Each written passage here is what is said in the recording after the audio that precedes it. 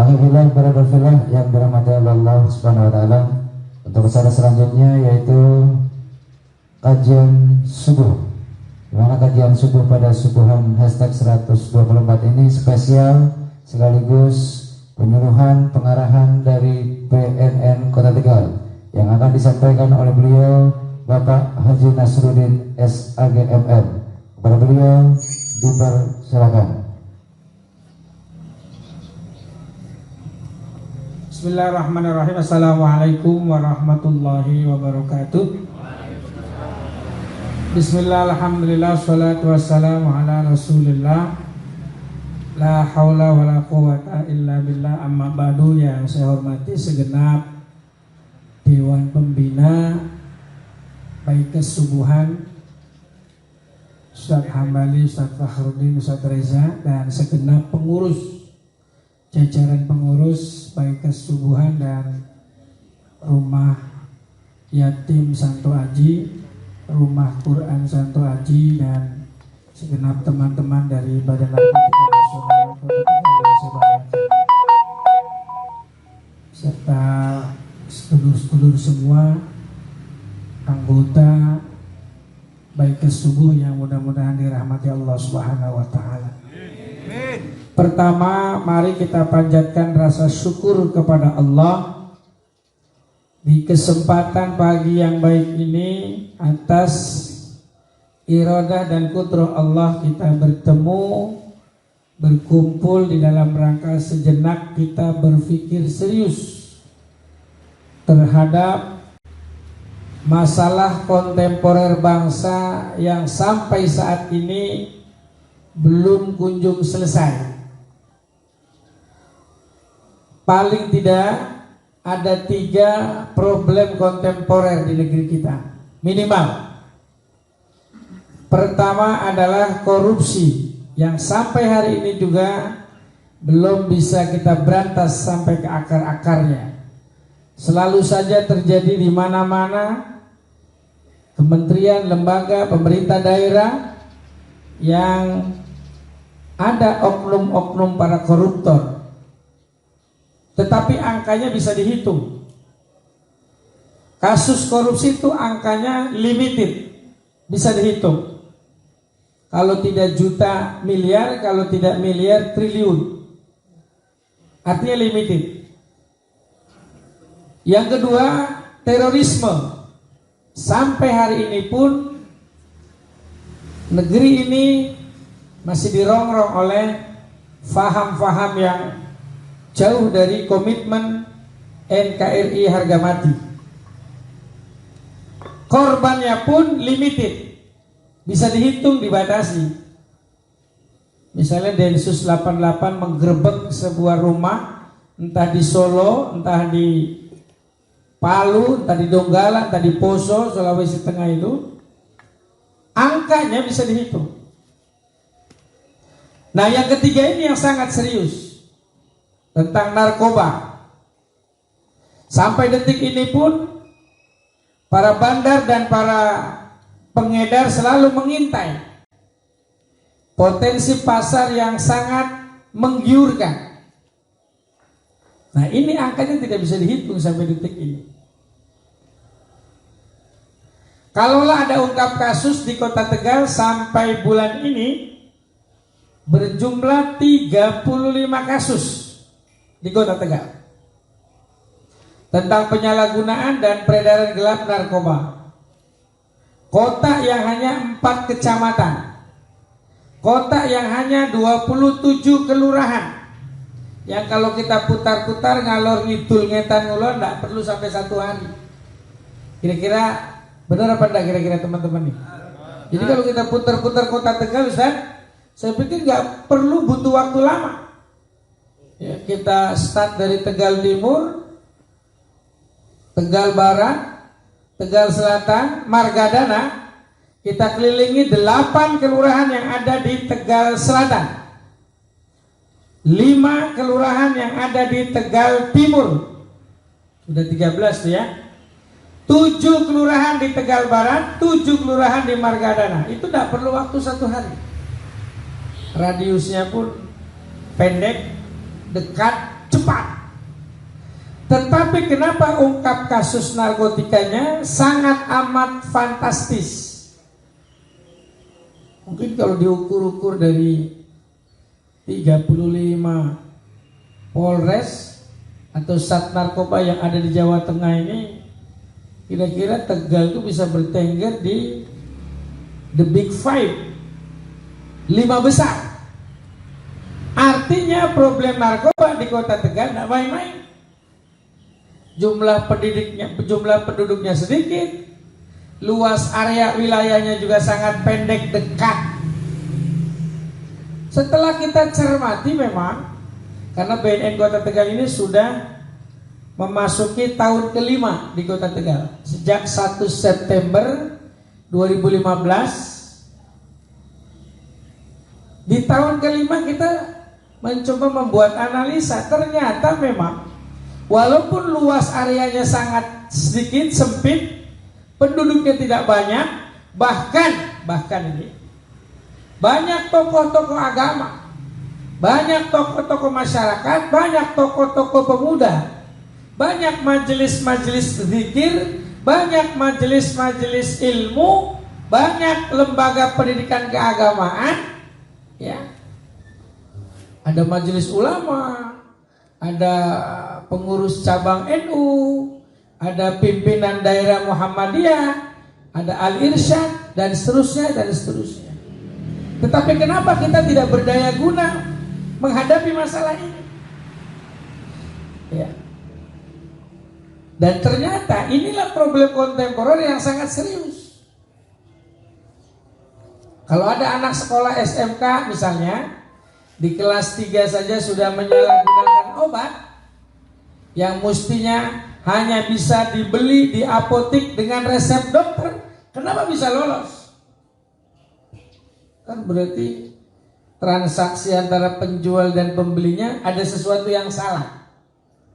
Bisa pembelinya yang salah, bisa penjualnya yang salah. Pembeli bisa salah, kenapa? Bukan kepentingannya dia beli. Penjual juga salah. Wong tanpa resep dokter kenapa diberikan? Ujung-ujungnya karena ada fulus. Kata Ustadz Hambali, bil fulus lurus, tanpa fulus mampus.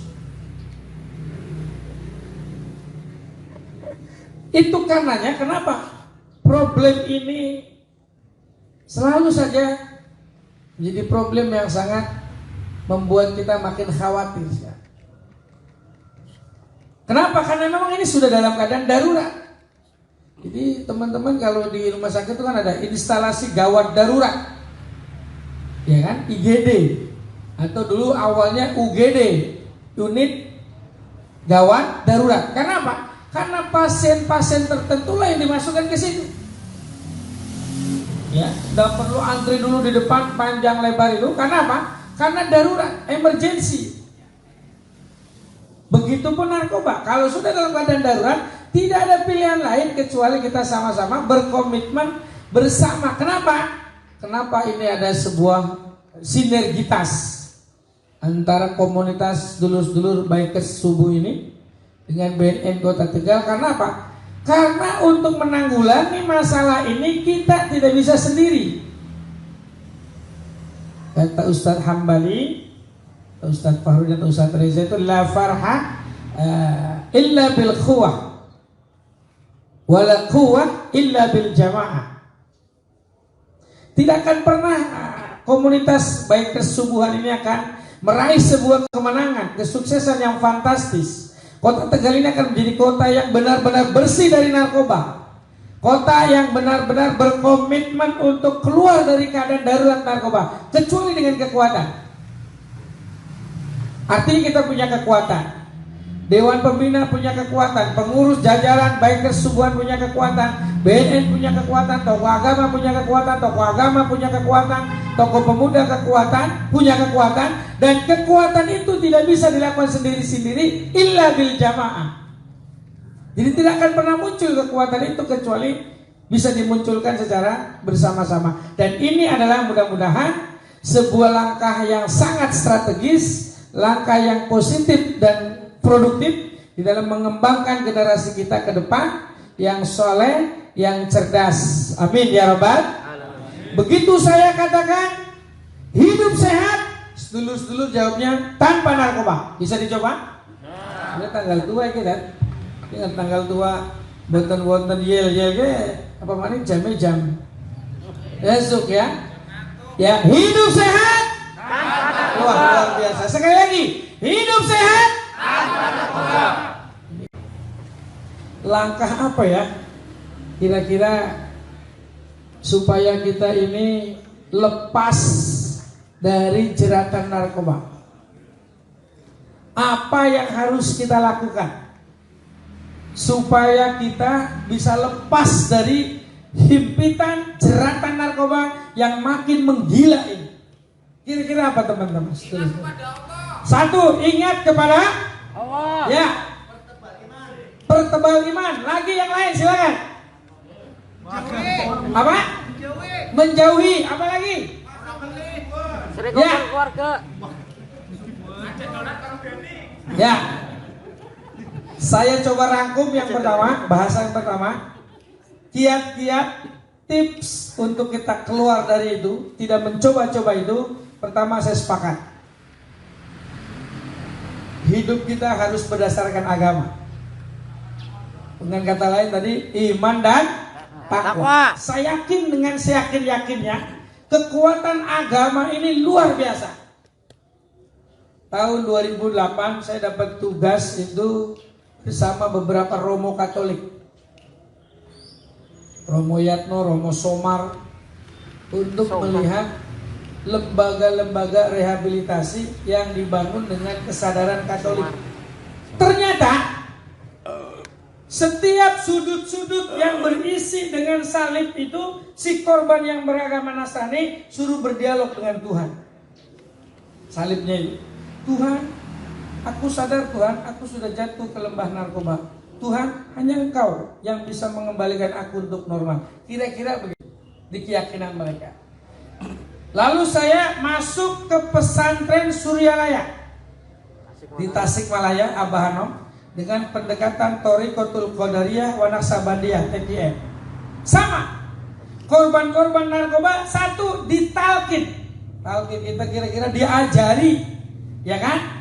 La ilaha illallah 165 kali. Dilaknya ke atas. La, ya Pak Ustaz Hambali kira-kira lagi menafikan, meniadakan semua. La ilaha, tidak ada Tuhan. Illanya diisbat. Setelah ditiadakan harus ada yang masuk. Jadi semua harus dikeluarkan. Tidak ada yang didiri. Keluar semua. Narkoba keluar, rokok keluar, minuman keras keluar. Semua keluar. Sesembahan lain selain Allah keluar semua. Tauhid keluar, setan ibrit, jin ibrit keluar semua. Ilallah dimasukkan Allah. Satu, dengan pendekatan talqin zikir. Yang selama ini mohon maaf lisannya masih jauh dengan zikir, silakan ya, lisanan dzakiro. Untuk lisan ini menyebut asma Allah. Pertama. Yang kedua mandi. Mandinya sehari itu 5 kali saja. Saya teliti lama, seminggu saya di sana. Mandi pertama sebelum tahajud. Mandi kedua sebelum duha. Mandi ketiga sebelum zuhur. Mandi keempat sebelum asar. Mandi kelima sebelum maghrib. 5 kali mereka korban narkoba di Suryalaya dimandikan. Mandi 2 kali sudah ganteng-ganteng begini kan, mukanya berseri-seri, apalagi mandinya 5 kali. Dan yang ketiga adalah sholat. Jadi pertama, keluar dari jeratan narkoba rumusnya sangat simpel dengan iman dan takwa, termasuk uji. Ustadz Jepri keluar dari narkoba karena bermodalkan iman dan takwa, kembali ke jalan yang benar. Alhamdulillah. Jangan sampai kebablasan, overdosis. Makanya dulu saya punya yel-yel nih. Wong Tegal nganggo narkoba, jawabannya apa? Najis jejeni ora kere modal. Bisa dicoba? Wong Kota Tegal kok nganggo narkoba, jawabannya najis jejeni alhamdulillah sampai ke Jawa Tengah, sampai ke pusat saya bikin pakai bahasa itu supaya lebih ngena dengan khasanah kebudayaan kita gitu ya, kearifan lokal kita. Pendekatan agama. Yang kedua teman-teman, kita kembangkan bakat minat. Ini mas-masnya yang suka olahraga, kembangkan olahraganya. Orang kalau lagi olahraga nggak mikir tuh yang namanya narkoba, pencak silat, makanya misalnya olahraga atau bela diri maksudnya, itu akan membangun sebuah self confidence, rasa percaya diri. Ya, ketika dia bergerak itu, maka tidak ada pikiran-pikiran kayak begitu. Setelah iman dan takwa, kembangkan bakat dan minat. Yang seni juga begitu. Yang suka marawisan, yang suka menyenandungkan lagu-lagu rohani, sholawat dan lain sebagainya, itu dalam rangka mendekatkan kecintaan kita kepada Rasulullah Muhammad Sallallahu Alaihi Wasallam. Ya, itu. Yang kedua, kembangkan bakat dan minat. Seni, olahraga, dan hal-hal lain. Kalau memang ada yang hobinya masak, kan bisa jualan pecel lele nanti. Sekarang banyak orang-orang jualan makanan, ternyata wisata kuliner itu didominasi oleh kaum Adam. Ya, nasi goreng di Kota Tegal, yang masak laki-laki apa cewek? Cewek, pecel lele.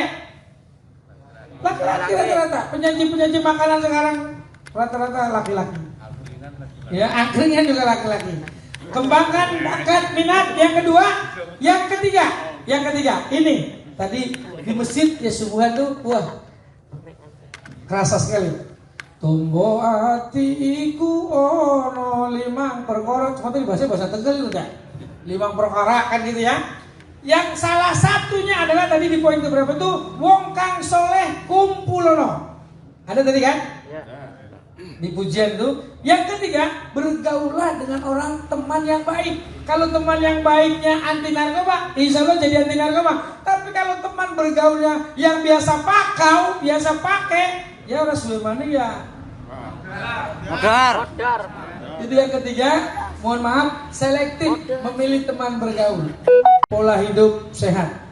Mohon maaf, yang masih suka begadang mungkin agak dikurangi sedikit. Karena apa? Bagaimanapun kalau suka begadang, kesehatan kita banyak akan terganggu. Kalau kesehatannya terganggu, pikiran terganggu. Kalau pikiran terganggu, gampang dipengaruhi oleh orang lain. Saya pikir itu mudah-mudahan ada hikmah dan manfaatnya. Kita punya komitmen yang sama untuk hidup sehat tanpa narkoba, untuk hidup 100% sadar sehat, produktif dan bahagia tanpa narkoba. Mohon maaf atas segala kekurangan. Terima kasih atas segala perhatian. Assalamualaikum warahmatullahi wabarakatuh. Waalaikumsalam warahmatullahi wabarakatuh. Ya Rabbi farzuqna ru'yaka fil jannah baina yadayka saturadu yawman a'mali la yanfa'uni ahli sahbi aw mali ليس سوى رحمتك اللهم رجائي أكرمني بالعفو وحقق أمالي جنة جنة هذا ما تمناه فالدنيا تملاه ما فيها يفنى يا ربي جنة جنة هذا ما تمنى يا ربي فارزقنا رؤياك في الجنة